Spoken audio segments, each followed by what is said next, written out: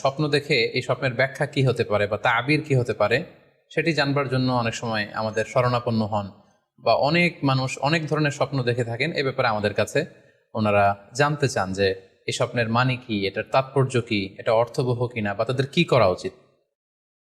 তো সেজন্য আজকে আমরা এই স্বপ্ন নিয়ে the significance of dream in Islam এই ব্যাপারে বিস্তর আলোচনা করবার চেষ্টা করবো। আমা তৌফিকি ইল্লা বিল্লাহ।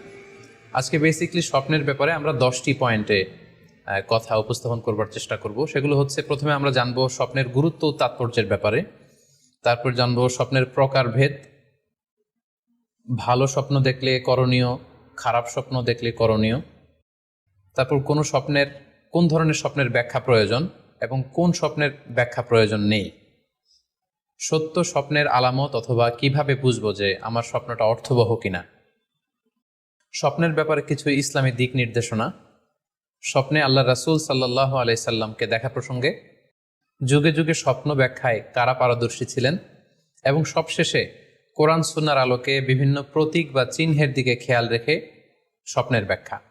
এই 10টি পয়েন্টে আজকে আমরা স্বপ্ন নিয়ে আলোচনা করার চেষ্টা করবো ইনশাআল্লাহ। আমরা সাধারণত অনেকে মনে করে থাকি যে স্বপ্ন হচ্ছে নিছক একটি স্বপ্ন বা এটা কল্পনাপ্রসূত বিষয়। মুমিনের জীবনে বা বিশ্বাসীর জীবনে স্বপ্ন শুধু নিছক স্বপ্ন নয়, বরং এটা মুমিন জীবনে অনেক অর্থবহ এবং তাৎপর্যপূর্ণ।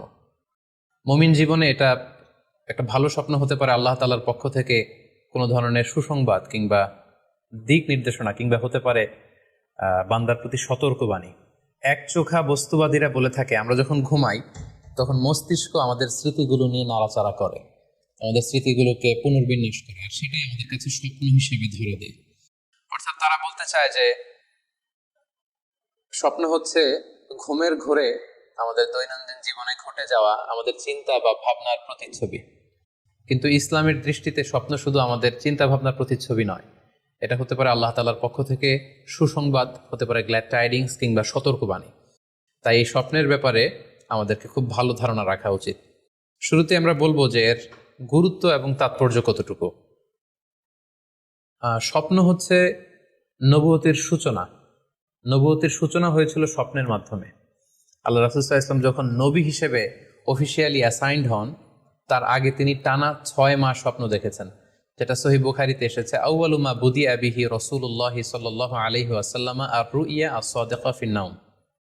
রাসূল সাল্লাল্লাহু আলাইহি ওয়াসাল্লামের কাছে ওহী বা রেভেলেশনের সূচনা হয়েছিল স্বপ্নের মাধ্যমে। ফাকানা লা ইয়ারা রুইয়া ইল্লা জাআত মিসলা ফালাকিস সুবহি।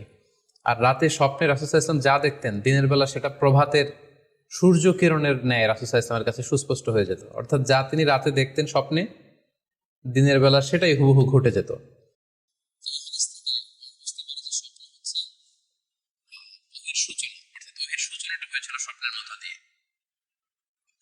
পাশাপাশি আমরা জানি যে ইব্রাহিম আলাইহিস সালাম উনি স্বপ্নে দেখেছিলেন যে উনি ওনার কলিজার টুকরো সন্তান ইসমাঈল আলাইহিস সালামকে জবাই করছেন, যেটা সূরাতুস সাফফাতের 102 নম্বর আয়াতে আল্লাহ তাআলা আমাদেরকে বলছেন। ইব্রাহিম আলাইহিস সালাম বলেছিলেন, ইয়া বুনাইয়া ইন্নী আরা ফিল মানামি আন্নী আযবাহুক ফানজুর মাযা তারা। অর্থাৎ, হে আমার সন্তান ইসমাঈল, আমি স্বপ্নে দেখেছি যে আমি তোমাকে জবাই করছি, এখন তোমার অভিমত কি, তোমার অপিনিয়ন কি? সাইয়েদনা ইসমাঈল আলাইহিস সালাম বলেছিলেন, ইফআল মা তুমার সাতাজিদুনি ইনশাআল্লাহু মিনাস সাবিরিন। মানে বাবা, আপনি স্বপ্নে যা দেখেছেন আপনি সেটাই করেন, আপনি আমাকে ধৈর্যশীলদের অন্তর্ভুক্ত পাবেন। ছেলের এই মন্তব্য শুনে সাইয়েদনা ইব্রাহিম আলাইহিস সালাম একটি ধারালো ছুরি নিয়ে সাইয়েদনা ইসমাঈল আলাইহিস সালামকে শুইয়ে দিয়ে জবাই করতে শুরু করলেন। তো এই ঘটনা থেকে বোঝা যায় নবীদের স্বপ্ন এটা সাধারণ কোনো স্বপ্ন নয়, এটা ওহীর অন্তর্ভুক্ত। নবীদের স্বপ্ন যদি নিছক স্বপ্নই হতো, তাহলে একটা স্বপ্নের উপর ভিত্তি করে সাইয়েদনা ইব্রাহিম আলাইহিস সালাম ওনার সন্তানকে জবাই করার জন্য উদ্যত হতেন না। তার মানে বোঝা গেল নবীদের স্বপ্ন হচ্ছে এটা মিন ওয়াহিল্লাহ, এটা আল্লাহ তাআলার পক্ষ থেকে নবীদের প্রতি ওয়াহি। পাশাপাশি আল্লাহ রাসূল সাল্লাল্লাহু আলাইহি ওয়াসাল্লাম যখন মক্কার কাফিরদের দ্বারা অত্যাচারিত হয়ে মদিনায় হিজরত করেছিলেন, মদিনায় যাওয়ার প্রায় 6 বছর পরে 6ষ্ঠ হিজরিতে তিনি স্বপ্ন দেখলেন যে তিনি আবার মক্কায় ফিরে গিয়েছেন। সেখানে তিনি মসজিদুল হারামে প্রবেশ করেছেন এবং বাইতুল্লাহ শরীফ তিনি তাওয়াফ করছেন। তো এই স্বপ্ন দেখার পরে আল্লাহ রাসূল সাল্লাল্লাহু আলাইহি ওয়াসাল্লাম সাহাবাদেরকে নিয়ে উমরা করার জন্য মক্কায় রওনা হলেন। এটাই প্রমাণ করে যে স্বপ্ন যদি নবীদের জন্য নিছক স্বপ্ন হতো, তাহলে এই ঝুঁকি, এই রিস্ক আল্লাহ রাসূল সাল্লাল্লাহু আলাইহি ওয়াসাল্লাম নিতেন না। কিন্তু এই ঝুঁকি নিয়েও তিনি ওমরা করতে গিয়েছিলেন। যদিও সে বছর তিনি ওমরা করতে পারেননি, ওনাকে ফিরে আসতে হয়েছিল। তৎপরবর্তী বছর অর্থাৎ 7ম হিজরিতে তিনি এই ওমরাটি সম্পাদন করেছিলেন। তো এই আয়াত এবং রাসূল সাল্লাল্লাহু আলাইহি ওয়াসাল্লামের এই ঘটনাকে কেন্দ্র করে বোঝা যায় স্বপ্ন শুধু নবীদের জন্য স্বপ্ন নয়, এটা ওহীর অন্তর্ভুক্ত। সূরাতুল ফাতহে আল্লাহ তাআলা ইরশাদ করছেন, লাকাদ সাদাকাল্লাহু রাসূলাহুর রুইয়া বিল হক লা তাদখুলুন্নাল মাসজিদাল হারামা ইনশাআল্লাহ। অর্থাৎ আল্লাহ তাআলা আপনার স্বপ্নকে হে নবী অবশ্যই সত্যায়ন করবেন এবং অচিরেই ইনশাআল্লাহ আপনি মসজিদুল হারামে উমরা করার জন্য প্রবেশ করবেন। তাহলে প্রথমে আমরা জানলাম যে নবীদের কাছে ওহীর সূচনা, বিশেষ করে রাসূল সাল্লাল্লাহু আলাইহি ওয়াসাল্লামের কাছে ওহীর সূচনা হয়েছিল স্বপ্নের মধ্যে দিয়ে। এরপর আমরা জানলাম নবীদের স্বপ্ন নিছক স্বপ্ন নয়, এটা ওহীর অন্তর্ভুক্ত। এই পর্যায়ে আমরা জানবো যে বিশ্বাসীদের জন্য, যারা মুমিন, তাদের জন্য স্বপ্নের গুরুত্ব কতটুকু। সেক্ষেত্রে আমরা সহিহ বুখারীর একটা হাদিস উল্লেখ করতে পারি, যেখানে আল্লাহ রাসূল সাল্লাল্লাহু আলাইহি ওয়াসাল্লাম বলেছেন, লাম ইয়াবকা মিনান নবুওয়াতি ইল্লাল মুবাশশিরাত। অর্থাৎ নবুয়ত আর পৃথিবীতে নেই, নবী হওয়ার সুযোগ আর পৃথিবীতে নেই, নবুয়ত বন্ধ হয়ে গিয়েছে। কিন্তু আল্লাহ তাআলার পক্ষ থেকে মুবাশশিরাত কিন্তু বন্ধ হয়নি, মুবাশশিরাত আসবে। সাহাবা জিজ্ঞেস করলেন, ওমাল মুবাশশিরাত, হে আল্লাহর রাসূল মুবাশশিরাত কি? আল্লাহ রাসূল সাল্লাল্লাহু আলাইহি ওয়াসাল্লাম বললেন, আর রুইয়া আস-সালেহা।